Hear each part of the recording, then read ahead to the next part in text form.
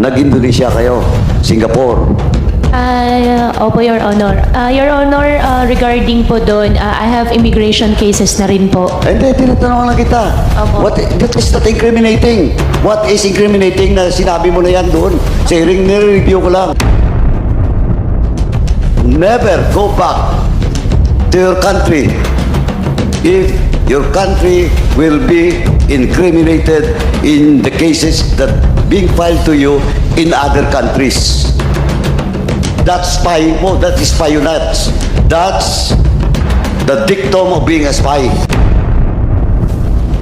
Magandang araw Pilipinas. Ngayon araw ay ating matutunghayan kung paano nadiin at napangiti na lang si Alice Guo sa mga aligasyon at nalalaman ni Congressman Joseph Paduano sa pagiging spy ni Alice Guo sa ating bansa dahil inilahad din ng Congressman kung bakit hindi sa China